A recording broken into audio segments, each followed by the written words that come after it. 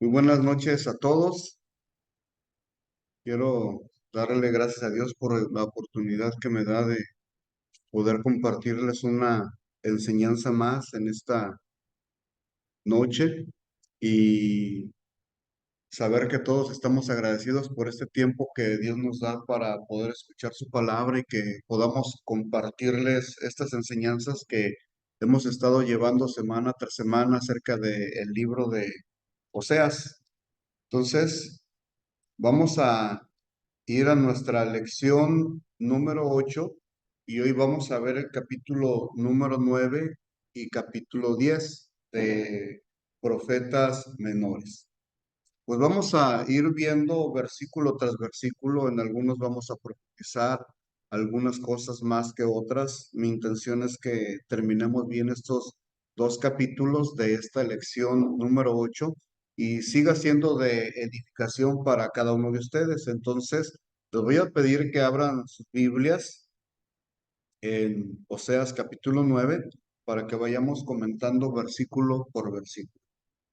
El capítulo 9 ustedes pueden ponerle este título, Castigo de la hostilidad de Israel.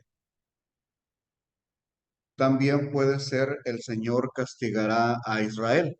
Y vamos a comenzar entonces con estos versículos. Vamos a leer el versículo 1 y versículo 2. Dice la palabra de Dios. No te alegres, oh Israel, hasta saltar de gozo como los pueblos, pues has fornicado apartándote de tu Dios. Amaste salario de ramera en todas las eras de trigo. La era y el lagar no los mantendrán y les fallará el mosto. Bueno, Israel no debía regocijarse por la experiencia de una cosecha abundante, porque su infidelidad había cortado toda bendición adicional. En todas las eras de trigo, Israel había atribuido erróneamente su prosperidad a la influencia de Baal en sus cosechas, como lo hemos visto en otros capítulos. Vamos a leer el capítulo 2, versículo 5, para recordar cómo Israel insiste en darle gracias a alguien más que a Dios. El 2:5 dice, porque su madre se prostituyó, la que los dio a luz se deshonró, porque dijo, iré tras mis amantes que me dan mi pan y mi agua, mi lana y mi lino, mi aceite y mi bebida. Es lo mismo que está haciendo en estos dos versículos que estamos comenzando a leer, ¿sí? La era y el lagar, dice, no los mantendrán en el versículo 2 y les fallará el mosto. Esto quiere decir, eh, haciendo énfasis a lo que estamos tocando, que erróneamente creía que la prosperidad era por Baal en todas sus cosechas. La nación se hizo adúltera, ofreció culto a Baal y recibió el salario de ramera, como dice la palabra. Ese salario se componía de trigo en la era, vides e higos, alimento, agua, lana, lino, aceite y bebida. Israel creía que prostituyéndose en el culto a Baal, en reciprocidad recibiría cosechas abundantes y satisfaciendo todas las necesidades de su vida. En general, la palabra de Dios nos enseña a nosotros que del Señor es la tierra y su plenitud, el mundo y los que en él habitan. Los primeros capítulos de Génesis nos habla claramente cómo Dios es el creador de todas las cosas.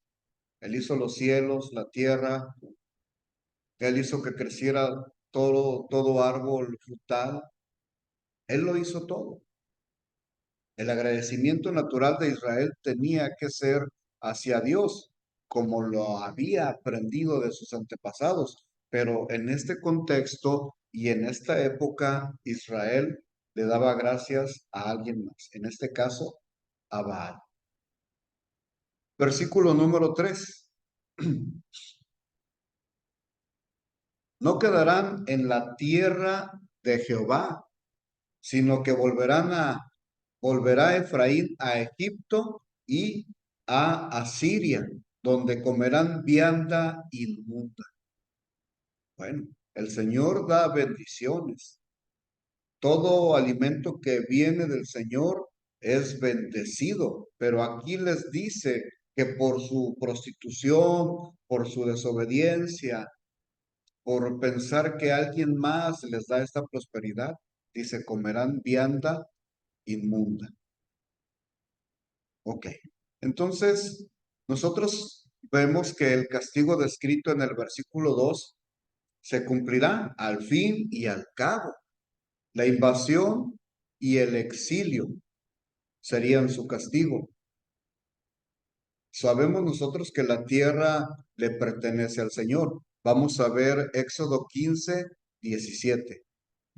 La tierra le pertenece al Señor. Éxodo 15:17. Sí, vamos a ser un poquito rápidos en esto. Dice la escritura: tú los introducirás y los plantarás en el monte de tu heredad, en el lugar de tu morada que tú has preparado, oh Jehová, en el santuario que tus manos, oh Jehová, han afirmado. Si nosotros lo leemos en la Nueva Traducción Viviente, este mismo versículo, Éxodo 15:17, dice así: tú los traerás y los plantarás en tu propio monte. ¿Monte de quién?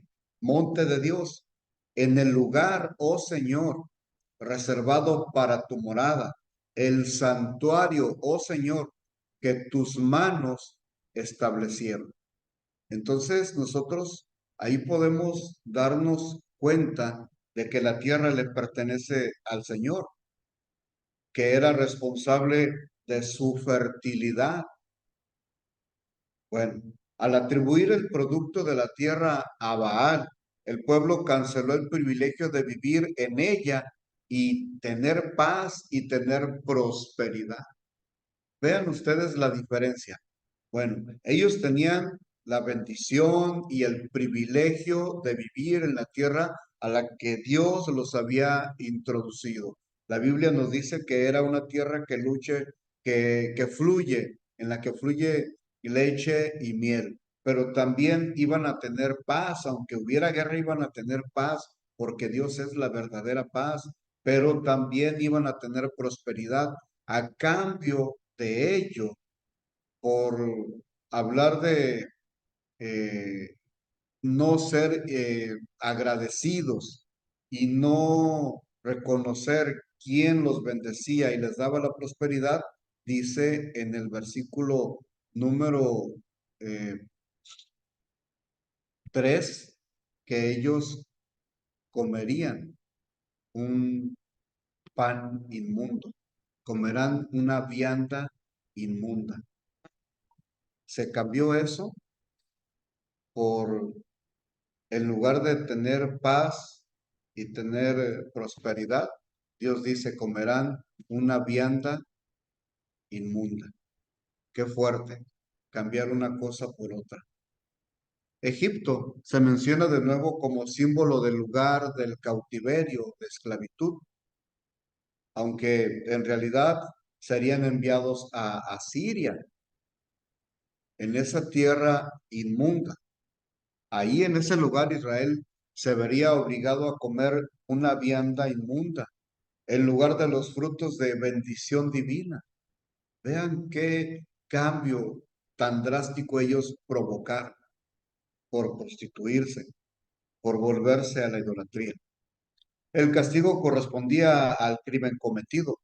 Israel se contaminó con su pecado, por lo tanto, merecía comer cosas inmundas en una tierra inmunda. Cosas inmundas en una tierra inmunda.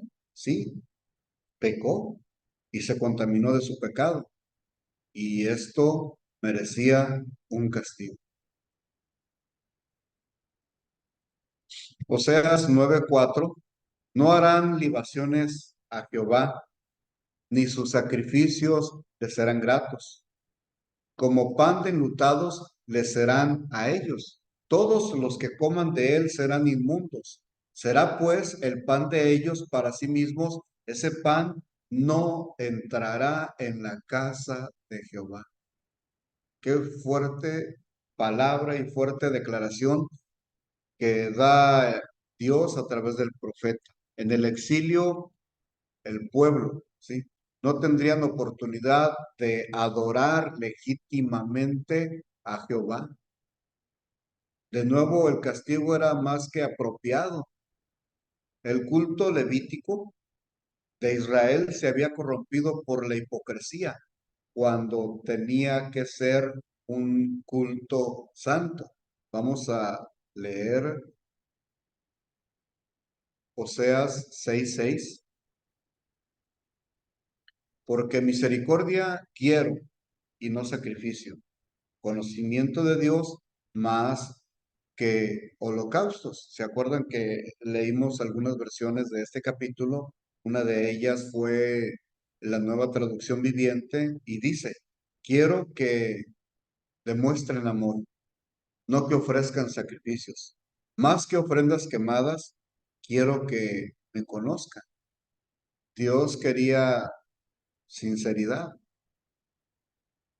pero el pueblo estaba ofreciendo hipocresía, porque el culto que se había establecido se había corrompido por la hipocresía.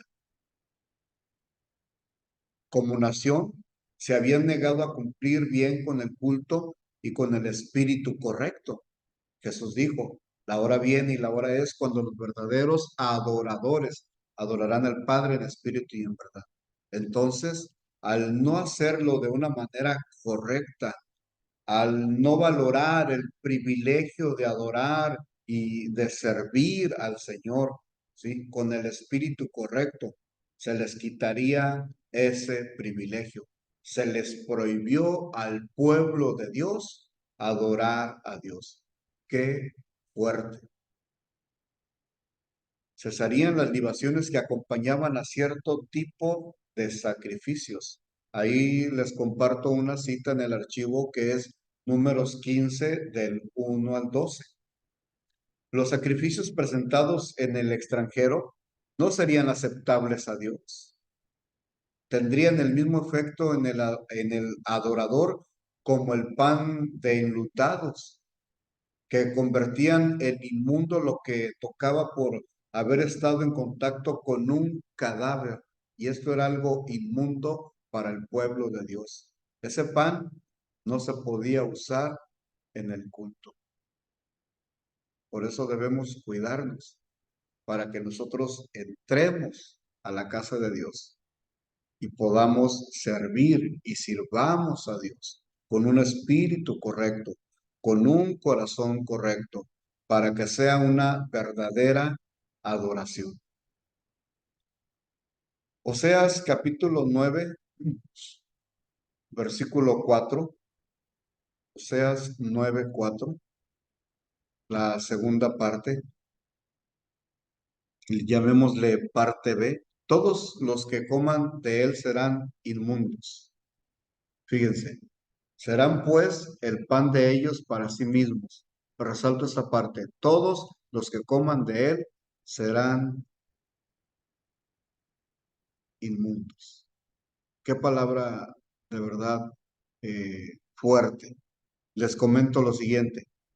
Dice, todos los que coman de él, del pan de enlutados, serían contaminados. Y todo el que se contaminaba en ese contexto tenía prohibido acercarse para adorar a Dios. Tenía prohibido, vamos a decirlo así, entrar al templo. Ese pan podía mitigar el apetito, es cierto, pero no podía entrar a la casa de Jehová. Hay que tener cuidado con lo que nos quita el hambre, pero nos aleja de Dios. Hay que tener cuidado a lo que nos acercamos, pero eso a lo que te acercas te aleja de Dios. Hay que tener cuidado. En el versículo 4, parte B, se debe entender como una descripción general del pan de enlutados y no una predicción adicional acerca de los que irían al exilio y y los sacrificios que se practicarían. O sea, se tenía prohibido comer de ese pan, porque todos los que coman de ese pan serían inmundos. Bueno, versículo 5 para comprender mejor esto que estamos hablando. ¿Qué haréis en el día de la solemnidad y en el día de la fiesta de Jehová? Nueva traducción viviente dice, entonces, ¿qué harás en los días de los festivales? ¿Cómo celebrarás los festivales del Señor? ¿Cómo celebramos hoy nosotros al Señor? ¿Qué haréis en el día de solemnidad? La pregunta retórica de este versículo remarca la tragedia de los exilios. Israel ya no podía celebrar la solemnidad más importante. Estamos hablando de su calendario religioso. Quizá la fiesta de Jehová específica que se considera aquí es la de los tabernáculos. Fíjense lo que dice Levíticos 23:39. Levíticos 23, versículo 39, para los que están apuntando. Porque, a ver, permítame. 23:39. Ahora sí.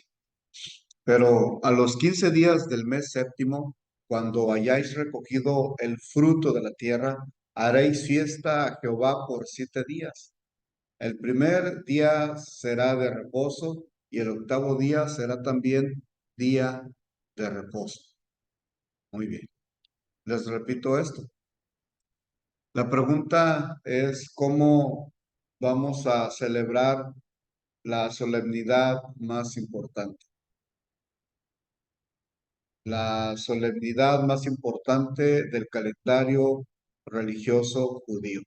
Fiestas establecidas por el Señor, con las indicaciones específicas, con lo que tenían que hacer día a día, lo que tenían que comer, quién se podía acercar. Hoy, ¿cómo celebramos al Señor? Hoy, ¿cómo nos acercamos al Señor? Acuérdense que nuestro pan verdadero ahora es el Señor Jesús. Ese pan nos santifica y nos puede acercar al Señor. Así es que comamos el pan que descendió del cielo. Y ese pan está al alcance de todos. Versículo 6.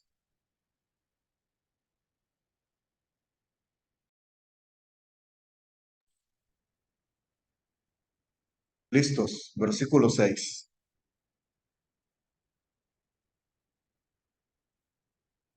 Porque he aquí que se fueron ellos a causa de la destrucción. Egipto los recogerá. Memphis los enterrará. La ortiga conquistará lo deseable de su plata y espino crecerá en sus moradas. Bueno, hay que entender el contexto y cada una de las palabras. La destrucción avasalladora de toda la tierra. Los que pudieran escapar de la espada del invasor enfrentarían el exilio. La referencia a Egipto probablemente tiene el mismo significado de los versículos anteriores. Memphis, que estaba a 32 kilómetros al sur de donde actualmente está el Cairo, fue un cementerio famoso. Aquí lo que hace es simbolizar el destino final de los exiliados, un cementerio extranjero, porque pocos, es la verdad, retornarían a su tierra. Una tierra que fluye leche y miel, una tierra donde Dios era el rey, una tierra donde se regía y había temor en el corazón de las personas. Pero las personas fueron dejando a Dios, fueron dejando los mandamientos, se fueron alejando de la palabra y el castigo era la espada del invasor o el exilio. Serían sacados de su propia tierra. Ellos mismos estaban siendo responsables de esta destrucción aterradora. Ya sea que escaparan de la espada, les esperaba un exilio. Y muchos de ellos jamás, una vez que salieron de esa tierra, regresaron a volver, regresaron y volvieron a ver su tierra. O sea, fueron pocos. Una vez que salieron, ya no volvieron a ver la tierra santa. Qué fuerte es esto. Fue el castigo que ellos mismos se buscaron y que provocaron. Bueno, al mismo tiempo en Israel, las posesiones de los exiliados, lo deseable de su plata y sus casas, hablando de sus tiendas, pues quedarían en ruinas, cubiertas de ortiga y de espinos. Todo lo que habían construido, todo lo que tenían, iba a terminar en ruinas. 9:7, Oseas 9:7. Vinieron los días del castigo, vinieron los días de retribución, e Israel lo conocerá. Necio es el profeta, insensato es el varón de espíritu, a causa de la multitud de tu maldad y grande odio. Ok. La hostilidad del pueblo hacia los verdaderos profetas de Dios solo fue una de las varias causas del castigo. Necio, le dicen al profeta falso, ¿sí? Pero fíjense, hacia los verdaderos profetas mostraban hostilidad. Bueno, necio se le dice al falso. Insensato se refiere a uno que está enfermo de la cabeza, muchas veces se le llama loco. El término se aplica en otros lugares a los impíos que ridiculizaban a los verdaderos profetas de Dios. Odio se menciona, que también se usa en el 9:8. Se refiere a una intensa enemistad. Fíjense, una intensa enemistad, como la de Esaú hacia Jacob, cuando le hizo trampa para que no recibieran la bendición paternal, lo aborreció. Este versículo también suena muy fuerte. Por eso dice, vinieron los días de castigo, nadie los paró. Vinieron los días de retribución que habían sembrado. Israel lo conocerá, los días de castigo y los días de retribución. Los profetas falsos. El insensato es el varón de espíritu. ¿Qué se formó en ellos? En esta multitud había maldad y había odio.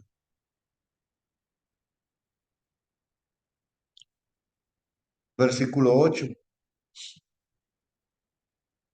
Atalaya es Efraín para con mi Dios. El profeta es lazo de cazador en todos sus caminos. Odio en la casa, oír, odio en la casa de su Dios. Bueno, en la ironía de esta situación es que Israel trató de hacer caer a los profetas que Dios había puesto como atalayas sobre la nación. Ahora, un atalaya, escuchen bien, era responsable de advertir a una ciudad de la próxima invasión o de la proximidad de un enemigo. Igualmente, los profetas debían advertir al pueblo del juicio que vendría por su pecado, pero no hicieron caso. La casa de su Dios se refiere a la tierra de Israel. En lugar de que creciera amor en los corazones de ellos, dice odio en la casa de su Dios. Odio hacia los profetas de Dios. Grande odio. Qué feo, digo, sentimiento, ¿verdad? Qué terrible. Bueno, versículo número 9. Cada vez estos versículos son, créanme, más fuertes. Llegaron hasta lo más bajo en su corrupción, hasta lo más profundo de un corazón, como en los días de Gabaá. Ahora se acordará de su iniquidad, castigará su pecado.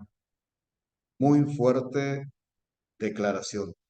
Pero bueno, la gravedad del pecado del pueblo de Dios, o la gravedad del pecado del pueblo contra Dios, mejor dicho, llegaron hasta lo más bajo en su corrupción.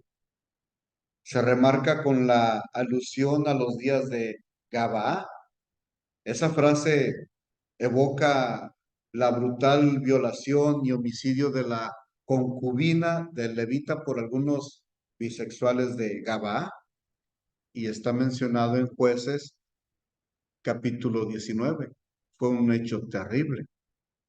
En esa ocasión se dijo, jamás se ha hecho ni visto tal cosa.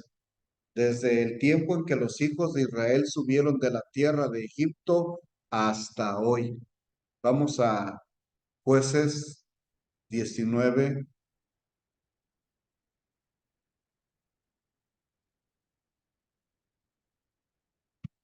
29 y 30. Jueces, si ustedes leen del 22, allí habla del crimen de Gabá, pero fíjense el 29 y el 30. Y llegando a su casa, tomó un cuchillo y echó mano de su concubina y la partió por sus huesos en 12 partes y la envió por todo el territorio de Israel. Y todo el que veía aquello decía, jamás se ha hecho ni visto tal cosa desde el tiempo en que los hijos de Israel subieron de la tierra de Egipto hasta hoy, tierra de esclavitud. No se había visto algo tan terrible como ello. Considerad esto, escuchen lo que dice, consideren esto, tomad consejo y hablad. Fue algo muy fuerte, algo muy terrible, que la misma escritura dice, jamás se había hecho ni visto tal cosa. La nueva traducción viviente, en las últimas palabras, que es lo que me interesa, dice, pensémoslo bien, ¿qué vamos a hacer? ¿Quién lo denunciará? Pensémoslo bien. Bueno, en este caso, Dios, hablando de el contexto de Oseas, Gomer, Dios e Israel, Dios estaba denunciando este pecado. Dios estaba hablando de qué fuerte y terrible era la situación, y él mismo dice que jamás, ¿sí? Se había visto algo así. Entonces, en el versículo número 9 hace una comparación de hasta lo más bajo en su corrupción, como en los días de Gabaa. Vean, lo que quiero es hacerles comprender o explicarme bien la gravedad que había en el corazón, el pecado tan grande y tan cegados que estaban ellos, que no se daban cuenta en realidad hacia dónde estaban yendo, cuánta corrupción había llegado ya a este pueblo, que el profeta les dice, es comparable como en los días de Gabaa. Ahora se acordará de su iniquidad, castigará su pecado. El profeta estaba hablando, pero bueno, no obstante, Oseas afirmó que esa muchacha, en la historia de esa mancha, perdón, esa mancha en la historia de Israel, se equiparaba en gravedad con el descaro pecado de su generación contra Dios. y lo que había sucedido a aquella mujer en aquel tiempo. Había una gravedad tan descarada, había un pecado tan descarado, ¿sí? Que todo esto era contra Dios. Bueno, por eso viene el castigo de la idolatría de Israel. 9:10. Como uvas en el desierto allá Israel, como la fruta temprana de la higuera en su principio vi a vuestros padres. Ellos acudieron a Balpeor, se apartaron para vergüenza y se hicieron abominables como aquellos que amaron. 11. La gloria de Efraín volará cual ave, de modo que no habrá nacimientos, ni embarazos, ni concepciones. 12. Y si llegaren a grandes sus hijos, los quitaré de entre los hombres, porque hay de ellos también cuando de ellos me aparte. Qué fuerte que Dios le diga a su propio pueblo que de él se aparte, ¿cierto? Bueno, versículo 13. Efraín, según veo, es semejante a Tiro, situado en lugar delicioso. Vean esta declaración que me llamó la atención. Pero Efraín sacará a sus hijos a la matanza. Dales, oh Jehová, lo que les has de dar. Dales matriz que aborte y pechos enjuntos. ¿Qué quiere decir esto para nosotros hoy y aún en su contexto? El castigo por el pecado de involucrarse en los ritos de fertilidad. El Señor traería sobre la nación las maldiciones pactales de la esterilidad. Vendría muerte y vendría exilio. El nombre de Efraín se usa en los versículos 11, 13 y 16 porque se asocia con los temas de fertilidad y fructificación. En hebreo, Efraín suena parecido a doblemente fructífero. ¿Y con quién se estaba relacionando? Sino con Baal, a quien le daban el reconocimiento por la prosperidad que estaba llegando. Tengamos cuidado, a quien le agradecemos por lo que Dios nos hace llegar. Si es Dios el que nos hace llegar estas bendiciones, no le agradezcas a nadie más. Cierra tus ojos, dobla tus rodillas, entra a tu cuarto y dale gracias a Dios. Pensemos bien en esto, como decía en Jueces. Nadie pudo parar el castigo que iba a venir a Israel por involucrarse en los ritos de fertilidad. Como dicen por ahí, fuertes declaraciones. 15 al 17. Toda la maldad de ellos fue en Gilgal. Allí pues les tomé aversión. Por la perversidad de sus obras, los echaré de mi casa. Me alejaré de ellos, ¿se acuerdan? Y ahora acá dice, y los echaré de mi casa por la perversidad de sus obras. No los amaré más. Todos sus príncipes son desleales. Menciona a todos. No había ninguno, dice todos sus príncipes, o sea, líderes. Actualmente podemos hablar de líderes. Tenemos nosotros que ser leales, fieles al Señor, para que no nos eche de su casa. Efraín fue herido, su raíz está seca, no dará más fruto, aunque engendren, yo mataré lo deseable de su vientre. Mi Dios, palabras que pronuncia Oseas, y no sé qué era lo que emocionalmente pudiera estar pasando Oseas al dar estas declaraciones, la palabra de Dios, como se le dijo en su momento a un profeta, no dejes caer ninguna de las palabras al suelo. mi Dios los desechará, porque ellos no le oyeron y andarán errantes entre las naciones. ¿Qué tenemos que hacer? Fíjense bien estos principios que nos enseña este capítulo. Nosotros tenemos que desear a Dios. Nosotros tenemos que amar a Dios. Tenemos que escuchar a Dios. Escuchar inteligentemente relacionado con la obediencia. Y la obediencia también es adoración, para que no andemos errantes, sino que la escritura sea aplicable a nuestra vida cuando se dice, enséñanos el camino por el que debemos andar. Y Jesús dijo, yo soy el camino. Si andamos por ese camino, no seremos errantes. Somos extranjeros y peregrinos en este mundo, pero este pueblo dice, y andarán errantes entre las naciones. ¿Qué quiere decir? Bueno, si nos apoyamos en la nueva traducción viviente, dice, será un vagabundo sin hogar, cuando en Israel, cuando en Dios tenemos un hogar.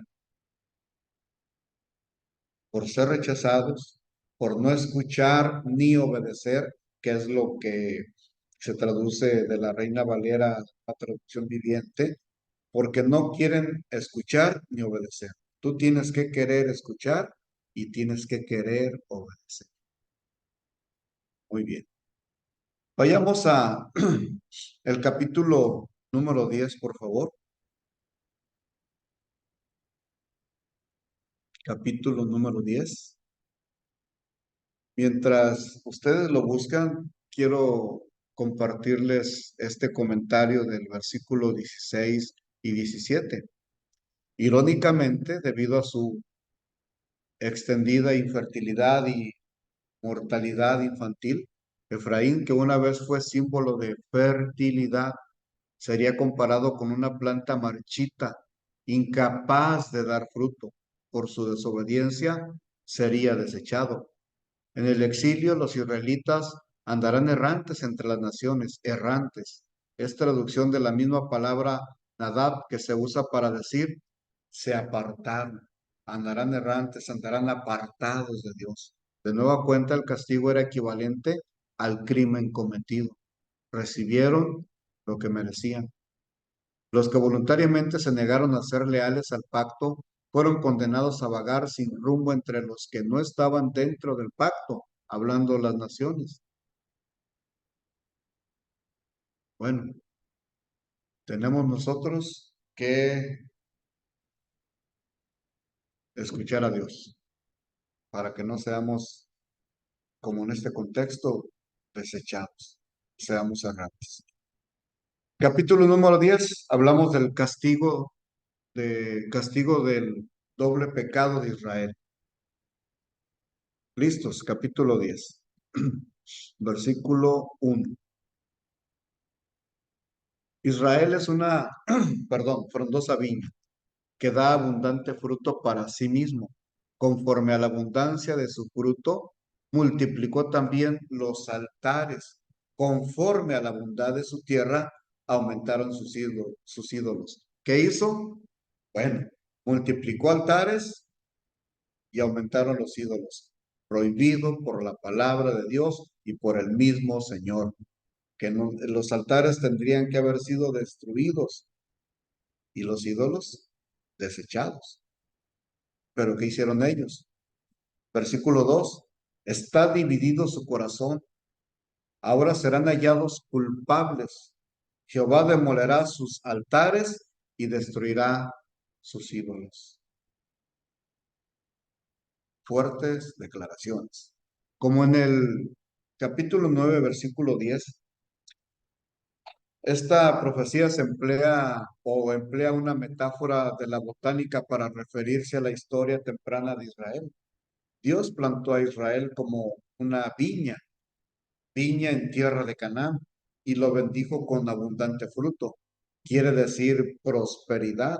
Sin embargo, cuando la nación prosperó, atribuyó erróneamente su éxito a los dioses falsos y no al Señor, que ya lo leímos. Al mismo tiempo, el pueblo trató de aparentar una devoción a Dios, una falsa piedad, hipocresía. Los altares mencionados aquí tal vez aluden a su formalismo hipócrita y los ídolos a la idolatría. Recuerden que hay personas que de su corazón hacen un altar o para Dios o para los ídolos.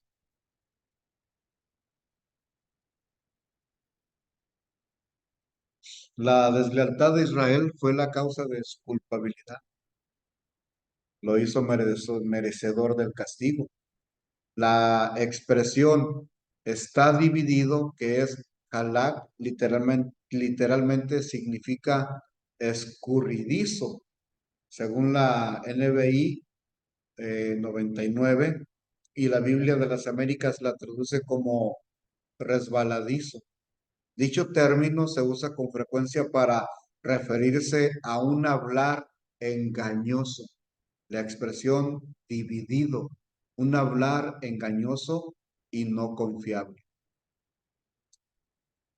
Bueno, con su corazón o mente, hablando como sujeto, halak se refiere a la hipocresía que caracterizaba su actitud hacia Dios. Propiamente Dios destruiría los sitios de su culto hipócrita y falso. Así eran sus cultos, hipócritas y falsos. Había corrupción, hablaban de una manera engañosa y no eran confiables. Versículo número 3. Seguramente dirán ahora, no tenemos rey, porque no temimos a Jehová. ¿Y qué haría el rey por nosotros? Porque no temimos a Jehová. Wow. El principio de la sabiduría es el temor al Señor. Pero aquí ellos dicen, porque no temimos a Jehová.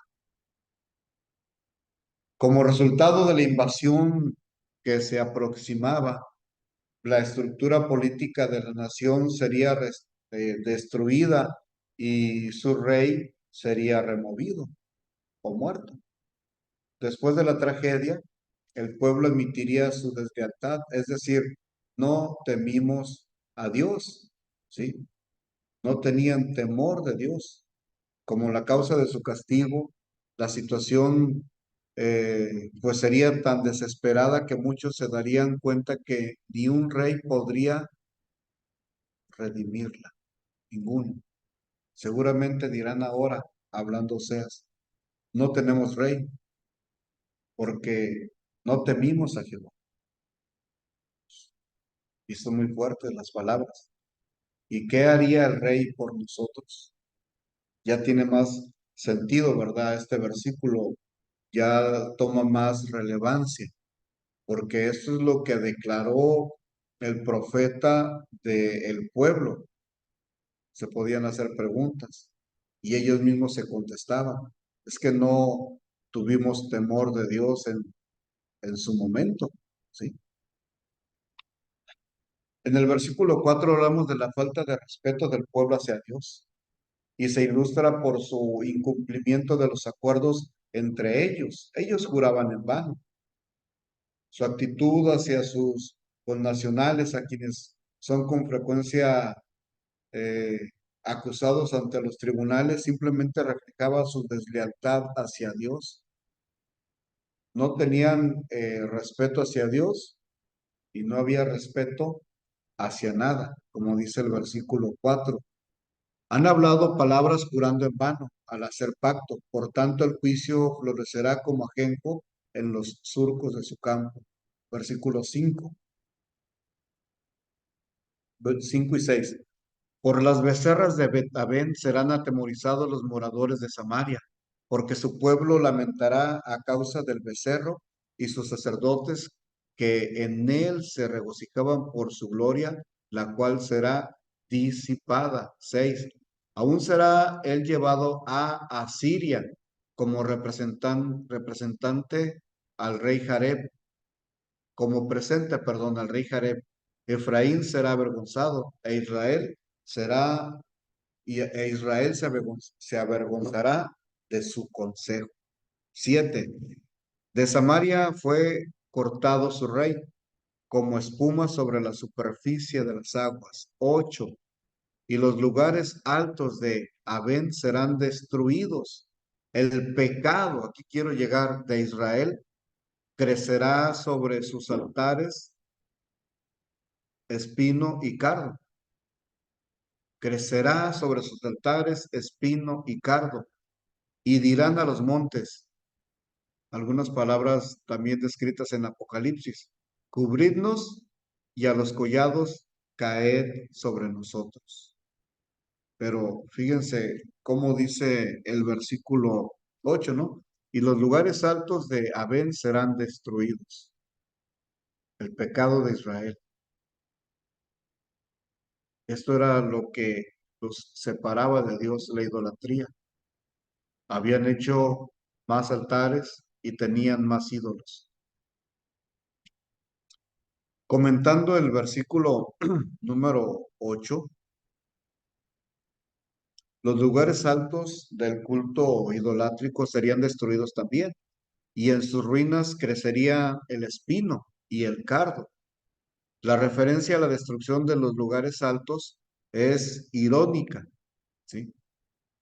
Cuando Israel entró a la tierra, fíjense o escuchen bien, el Señor le ordenó que destruyera los centros de culto. Esto está registrado en Números 33, 52 y Deuteronomio 12, del versículo 2 al 3. Se les ordena destruir los centros de culto. Por eso habla que la referencia a la destrucción de los lugares altos sería irónico. Dios ya lo había dicho, esto era un mandamiento, un decreto.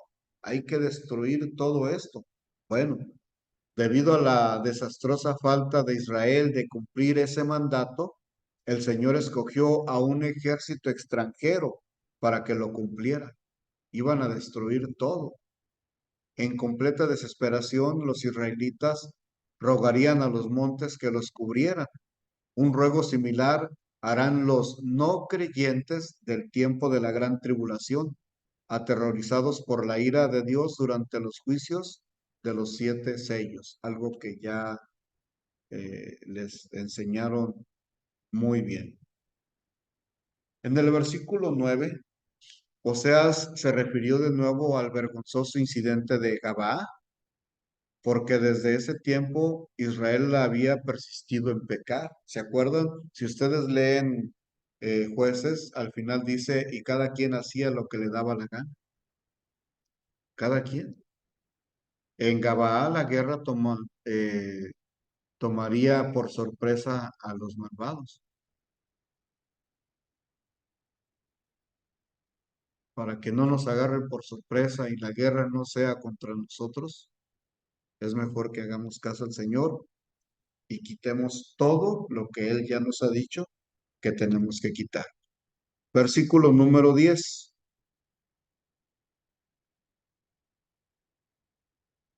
Ya estamos por terminar. Versículo 10. Y los castigaré cuando lo desee, y pueblos se juntarán sobre ellos cuando sean atados por su doble crimen.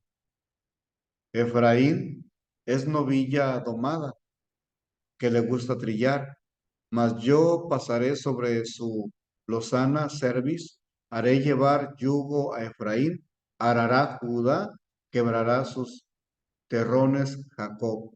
Sembrad para vosotros en justicia, segad para vosotros en misericordia, haced para vosotros barbecho, porque es el tiempo de buscar a Jehová hasta que venga y os enseñe justicia. Quiero comentarles acerca de este versículo número eh, 12, ¿sí? Fíjense bien cómo Dios nos muestra su grande misericordia, ¿sí? Aquí hace un breve llamado a la lealtad, al pacto, incluso en medio de un mensaje de condenación y juicio, que es lo que acabamos de comentar y de leer. Dios siguió tomando en cuenta la posibilidad de que su pueblo se arrepintiera y pudiera bendecirlo. Vamos a ir a Isaías capítulo 1, por favor, versículo 18. Isaías 1:18.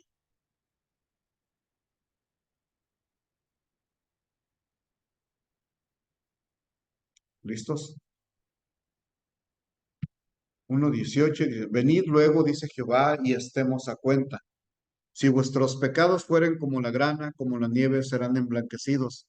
Si fueren rojos como el carmesí, vendrán a ser como blanca lana. Si quisiereis y oyereis y comiereis el bien de la tierra. Pero dice claramente, venid luego, dice Jehová.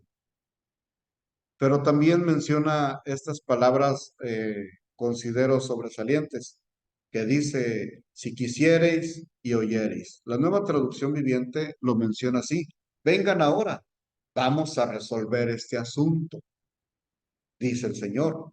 Aunque sus pecados sean como la escarlata, yo los haré tan blancos como la nieve. No hay nada imposible para Dios. Dios perdona a un corazón verdaderamente arrepentido. Y Dios estaba mostrando misericordia en medio de un mensaje de juicio y de condenación. Aunque sean rojos como el carmesí, yo los haré tan blancos como la lana. Si tan solo me obedecen, tendrán comida en abundancia. Si quisiereis y oyereis, como dice la Reina Valera. Entonces, usando una imagen agrícola, instó a Israel a buscar al Señor, cultivando la justicia y cegando su misericordia. Y aquí, en este contexto, la palabra en hebreo es Gesed, que habla de un amor leal, de un amor fiel. Entonces podemos decir que Dios permanece fiel, aunque nosotros seamos infieles, porque Él no puede negarse a Él mismo. En medio de todo esto, Dios me sorprende en esta verdad. Dios les dice claramente que les da la oportunidad de poder arrepentirse, ¿sí? De poder tomar en cuenta la misericordia del Señor.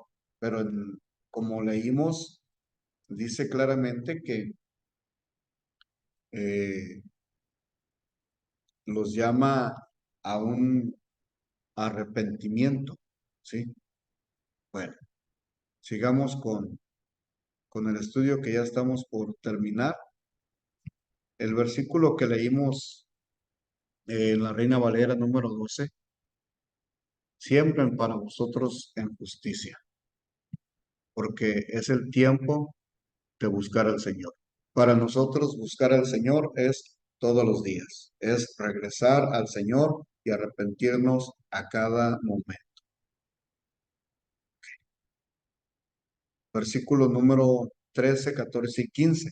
Habéis arado impiedad y segasteis iniquidad, comeréis fruto de mentira, porque confiasteis en tu camino y en la multitud de tus valientes. Por tanto, en tus pueblos se levantará alboroto, y todas tus fortalezas serán destruidas, como destruyó Salmán a Bet Arbel en el día de la batalla, cuando la madre fue destrozada con los hijos.